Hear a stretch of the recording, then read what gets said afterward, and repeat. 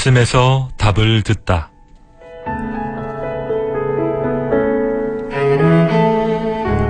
삶의 현장에서 그리스도인들이 떠올리게 되는 여러 가지 질문과 의문에 대해 성경 말씀에 입각한 답변을 들어보는 시간입니다.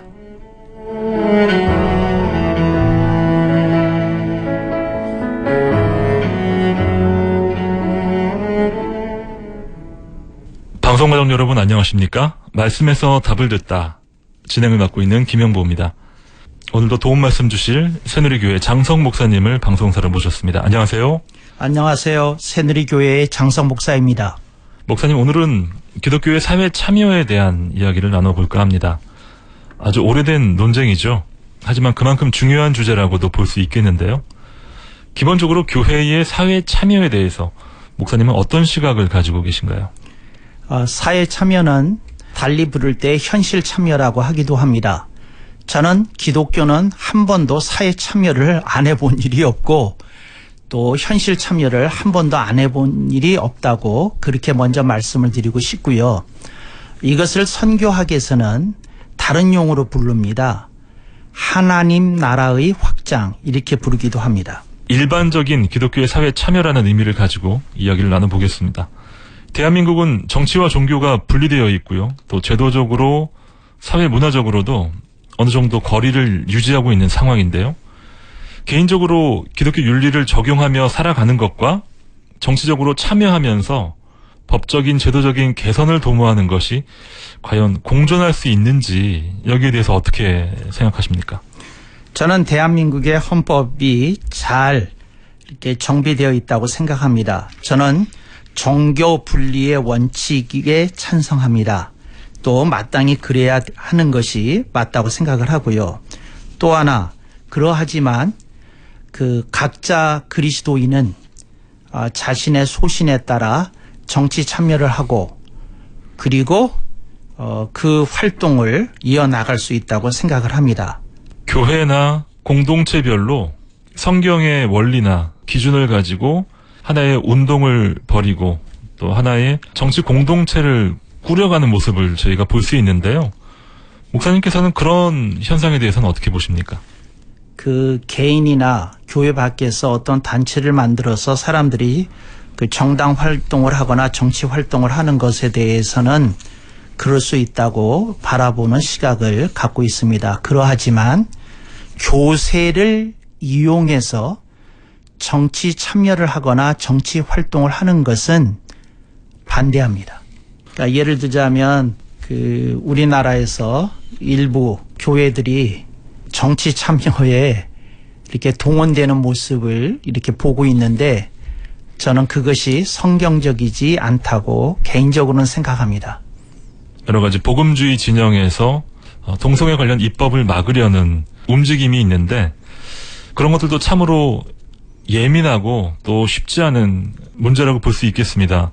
목사님께서 그런 기독교계의 움직임도 비슷한 시각으로 보시는 건가요? 그렇지 않습니다. 저는 성경적 가르침에 관하여 반하는 어떤 사회적 이슈가 등장할 때 교계 전체가 연합해서 이것에 대해서 분명히 반대의 뜻을 표명하고 또 필요하다면 저지시켜야 된다는 분명한 입장을 갖고 있습니다. 저는 다만 무엇을 말씀드리는고 하니 정치의 세계에는 분명히 다른 두 가지 흐름이 있는 겁니다. 그러니까 보수의 가치도 있고 진보의 가치도 있는 겁니다. 그래서 어떤 사람이 소신에 따라 나는 보수적 가치를 위해서 노력하겠다. 진보적 가치를 위해서 나는 헌신하겠다. 그럴 수 있다고 생각합니다. 그러나 제가 말씀드리는 건 뭐냐면 성경의 가르침에 명백히 위배되는 예를 들어서 동성애에 관한 이슈가 제기된다면 교계는 연합해서 목소리를 내고 또 필요하면 이걸 분명히 저지시킬 필요가 있다고 저는 생각합니다. 예수님 당시에도 다양한 사회적 이슈가 존재했고요. 실제로 예수님의 입장을 묻는 외부인들의 질문도 있었습니다.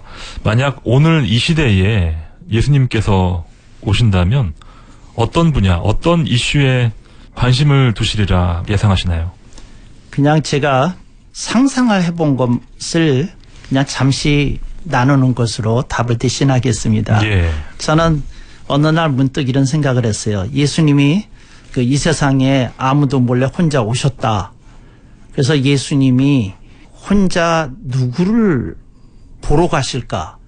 누구를 주님이 돌보시고 싶어 하실까? 이렇게 생각을 해봤어요. 그래서 첫 번째는 저는 주님이 그 자살자들의 가정을 찾아주시지 않을까? 이런 생각을 했어요. 그게 뭐냐면 자살자 본인도 큰 고통 속에서 죽음에 이르게 되었지만 사실은 그 자기 가족 중에 일원이 자살했을 때 그 가족들이나 그 주변에 있는 이들이 받는 타격은 상상 이외로 심대합니다. 그래서 주님은 생명의 존귀함을 너무도 소중히 여기시는 분이기에 자살자 가정들을 찾아가시지 않을까 이렇게 생각을 했고요. 두 번째는 저는 예수님이 이혼 가정들을 찾아다니시지 않을까 이렇게 생각했습니다. 부부가 이혼했을 때 그 자녀들이 받는 타격이라는 것은 상상을 뛰어넘는 어떤 부분이 있거든요. 특히 어린 시절에는. 그래서 저는 예수님이 그들을 위로하고 따뜻하게 보듬기 위해서 가정들의 자녀들을 찾아가시지 않을까. 그리고 또 본인들을 주님이 위로해 주시려고 하지 않을까. 이제 그렇게 생각했고요. 그 다음에 세 번째, 그 주님이 누구를 찾아가실까 저는 생각을 해봤을 때 어렵지만 성경적 가르침을 가르치면서 몸부림치면서 기도하는 목회자들을 위로하려고 주님이 찾아가시지 않았을까 이런 상상을 해보았습니다. 네, 실제 우리 교계에서도 섬기는 분들이 계신 것으로 알고 있고 또 우리 성도들 안에서도 이제 공감을 얻는 그런 부분인데요. 공통적으로 다 공동체 안에서의 극심한 외로움 또 큰 아픔을 경험한 사람을 교회 공동체, 교계의 공동체 안에서 좀 돌봐야 된다라는 그런 공통점이 있지 않나 생각을 하게 됩니다. 예수님께서도 실제로 2000년 전에 공동체에서 가장 소외되고 가장 취약한 분들을 돌보셨는데요. 기독교의 사회 참여가 이 부분부터 시작되면 어떨까라는 그런 생각도 해보게 됩니다. 그 예수님께서 이 세상에 오시면 가장 아픈 이들을 먼저 찾아가시고 돌보실 것이다. 이제 이건 저만이 아니라 많은 관심이 있는 이들이 이렇게 붙들고 있는 기도 제목이기도 합니다.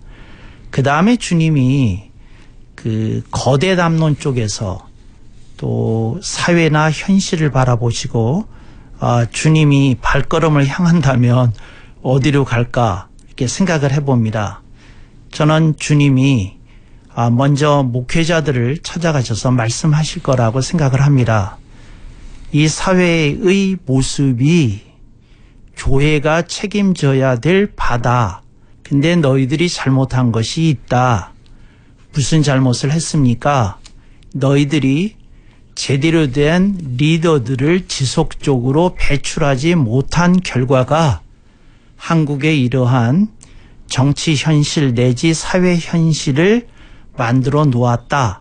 이렇게 주님이 교계의 리더들에게 질책을 하시지 않을까 저는 생각을 하고요.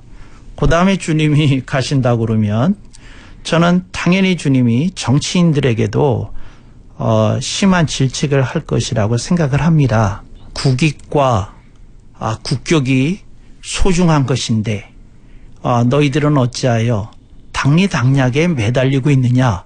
이제 이런 측면에서 이렇게 엄청난 질책을 하시지 않을까 생각을 해보고요. 또 하나 주님이 이렇게 말씀하실 것 같아요. 너희들은 어찌하여 협상이라는 게 되지 않으면서 정치인을 하려고 하느냐 이렇게 말씀하시지 않을까. 그냥 제가 상상해 본 겁니다. 네, 어떤 분야가 되든 예수님께서 이 시대에 가장 먼저 찾아가는 곳은 우리의 예상을 뛰어넘는 그런 곳이 되지 않을까 생각합니다. 기독교의 사회 참여는 사후에 역사적으로 재평가되곤 하는데요. 역사적으로 볼 때 목사님께서 좀 꼽아주실 수 있는 그런 사회 참여의 사례가 있을까요? 저는 먼저 기독교계에 좀 심대한 결핍이 있는 분야에 대해서 말씀을 드리고 싶습니다. 그게 뭐냐면 좀 기독교 사료관이 이렇게 있을 필요가 있다. 그것도 좀 대규모로 있을 필요가 있다. 기독교 역사 자료관이 있을 필요가 있겠다. 이렇게 말씀을 드리고 싶고요. 기독교가 개화기와 건국기에 너무도 엄청난 기여를 했는데 그 소중한 역사적인 기록들이 산실되는 것 같아서 너무 안타깝다 그 말씀을 드리고요. 이것을 개인적으로 뜻을 가지신 그 몇몇 교회나 몇몇 개인 학자들이 수고하고 있는 것은 익히 알고 있지만 저는 그것이 아니라 어떤 범교단적인 어떤 운동을 통해서 기독교가 한국의 역사에 어떤 기여를 해왔고 어떤 업적이 있었고 하는지를 분명히 역사적으로 이렇게 그 기록을 챙기는 작업을 꼭 해주시고 또 그거를 후대의 구감이 되는 센터로 삼아줄 것을 이렇게 기대하고 그렇게 말씀을 먼저 드리고 싶고요. 우리 기독교가 그 역사적으로 볼 때 그 어떤 기여를 했느냐, 어떤 사례가 있느냐 이렇게 생각을 할 때 개화기에는요 기독교를 통해서 서구 민명이 들어왔다 해도 과언이 알 정도의 기여를 했다고 생각을 합니다. 그래서 개화기에 동양 문화 내지 동양 문명에 기반했던 우리나라의 서구 민명의 물결이 들어오는 물꼬를 텄다. 그리고 그것을 통해서 우리가 이제 오늘날 이렇게 문명적인 발전을 일으킬 수 있는 어떤 토대가 마련되었다. 그렇게 말씀드리고 싶고요. 또 건국기에 제가 말하는 건국기는 대한민국의 건국기인데 자유민주주의 사상과 체제가 도입이 돼서 정착하도록 이렇게 힘쓴 그 부분이 가장 큰 기여라고 생각을 해서 이거보다 더 큰 것이 어디 있느냐 이렇게 생각이 되어지고요. 그 다음에 역사는 어떤 그 시대적인 평가가 그때그때 달라지면 안 되거든요. 근데 우리 그 기독교계에서 그 어떤 역사 기록과 역사 기록에 대한 비판적인 시각을 외면하는 동안에 어떤 외부 세력에 의해서 기독교의 역사적인 기여가 폄하되거나 축소된 그런 일들이 너무 많았다. 그 말씀을 꼭 드리고 싶습니다. 네. 기독교의 사회 참여 그리고 역사적인 평가와 해석에 대한 말씀을 주셨습니다. 사회가 다원화되면서요. 기독교 정신의 이름으로 정치 그룹을 만들고 또 적극적으로 세력을 형성하는 분들 가운데 보편적인 일반 성도들의 지지를 얻지 못하고 극단적인 방향으로 흘러가는 분들을 보게 됩니다. 교계에는 이런 분들을 그냥 지켜보아야만 하는 건지 참 안타까울 때가 있는데요. 목사님은 어떻게 보십니까? 기독교계의 비극은 존경을 받는 원로 그룹이 상실되었다는 겁니다. 그래서 기독교계에 빨리 그 존경을 받는 어르신이 이렇게 조금 그 등장해야 된다고 그럴까요? 모셔져야 된다고 그럴까요? 이제 그럴 필요가 있습니다. 그러니까 그분이 말씀하시면 좀 들어야 되겠다. 이런 분들이 이렇게 가이드라인을 주면 우리가 좀 따라야 되겠다. 이제 이렇게 우러러 보고 따를 만한 그 어떤 원로 그룹이 부재한 것이 한국 기독교에 이런 현상으로 나타나지 않았나 이렇게 생각을 하고요. 두 번째, 교계는 이런 분들을 그냥 지켜보면 안 됩니다. 견제해야 됩니다. 그분들이 세력을 형성하고 있기 때문에 이렇게 통제하거나 또 배제하는 것은 불가능한 것이 현실적 상황입니다. 그러니까 그들을 충분히 견제해야 됩니다. 근데 어떻게 견제해야 되느냐? 이건 기독교의 메인이 아니다. 이건 기독교의 지향하는 가르침과 거리가 있다. 이런 걸 좀 뚜렷하게 이렇게 그 대사회적으로 표명을 하면서 이렇게 좀 구분해서 사회에서 인식하도록 하는 어떤 캠페인이 필요하다. 그렇게 생각합니다. 예. 교계 안에서 건강한 리더십을 형성해야 된다.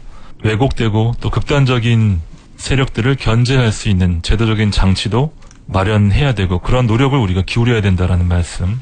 특별히 기독교의 사회 참여에 관해서 기독교 윤리실천운동본부라든가 건강한 그런 단체들이 현실 속에 우리 기독교 정신을 적용하기 위해서 애쓰고 있는데요. 또 지역 교회 차원에서도 자체적인 그런 운동이나 활동들을 벌이는 교회들도 볼 수가 있습니다. 이런 건강한 교회의 사회 참여와 앞서 말씀하셨던 극단적인 정치 세력화, 이 두 가지를 우리가 구분하고 또 잘 분별해야겠습니다. 문제는 이것들이 참 복잡한 이해관계로 얽히고 때로는 분별하기가 참 어려운 상황들도 존재하고 있는데요. 시간이 가면 갈수록 애매하거나 혼란스러운 상황들이 더 많아지지 않을까 우려가 됩니다. 목사님 어떻게 바라보십니까? 제가 삼관이라고 부르는 게 있습니다. 예. 세 가지 관점이라는 말인데 세계관, 가치관, 역사관, 이제 이걸 저는 삼관이라고 부르는데 이 삼관을 조금 이렇게 정리해서 기독교의 표준을 좀 제시하는 작업이 학술적으로 좀 아주 그러니까 일반 성도들도 이해하기 쉽게 이렇게 제시하는 그런 어떤 운동이라고 그럴까 캠페인이 꼭 필요하다고 생각을 합니다. 그러니까 우리가 이 세계를 어떻게 바라봐야 되느냐.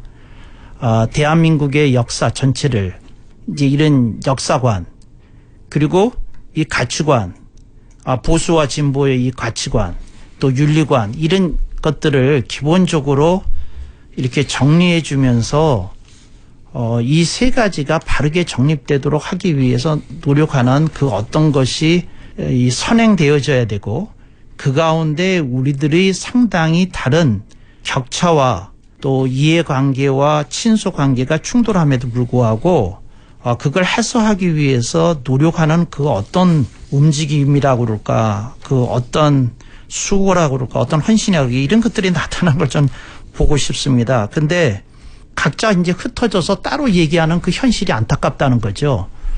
그러니까 분명히 같은 역사를 바라보고 있는데 다양하게 얘기하고 같은 세계를 살고 있는데 각기 다른 걸 바라보고 있고 같은 현실에 있는데 서로 너무 다른 가치관을 가지고 있고 이제 이런 걸 좀 조정하기 위해서 노력할 필요가 있고 교회가 이것을 제시할 필요가 있다 이렇게 생각합니다. 여기서 덧붙여서 하나 더 말씀을 드리는 것은 저는 교계가 중병을 앓고 있다고 생각을 합니다. 근데 무슨 중병이냐면 교회 문법이라는 중병입니다. 그러니까 뭐냐면 우리끼리 통하는 얘기. 근데 사회적인 관점이나 학술적인 관점에서 보면 전혀 말도 안 되는 얘기를 우리들이 붙들고 사회를 향해서 복음을 외치고 있는 그 현실이 너무 안타깝습니다. 삼관을 얘기하면서 저는 그 앞에 교회 문법에 대한 고민이 좀 강력하게 이렇게 일어났으면 이런 생각을 합니다. 그러니까 교인끼리 서로 알아듣는 얘기인데 그 안 믿는 사람의 입장에서 그 얘기를 들으면 저게 얼마나 난센스인 얘기인데 그걸 편안하게 얘기한다는 그런 현실이 안타깝습니다. 예. 세계관, 가치관, 역사관을 가지고 기독교의 보편적인 표준을 맞춰가는 것이 필요하다라는 말씀이신데 굉장히 어려운 작업이고 이 시대에 과연 가능할까라는 의구심이 듭니다. 하지만 중요한 것은 예수 그리스도 안에서 각자의 표준들의 그 격차를 줄여가려는 노력, 그 믿음이 우리 안에 공유될 필요가 있겠다라는 생각이 듭니다. 자, 오늘은 기독교의 사회 참여에 대해서 함께 이야기 나눠봤습니다. 말씀에서 답을 듣다 지금까지 도움 말씀에 새누리교회 장성 목사님께서 수고해 주셨습니다. 목사님 감사합니다. 감사합니다. 애청해 주신 여러분 감사합니다.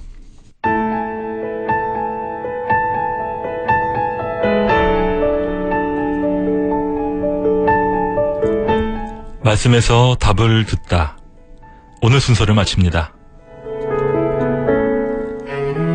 방송 들으시고 신앙생활에 도움받기 원하시는 분은 서울 새누리교회 전국번호 1855-1691번으로 연락 주시기 바랍니다.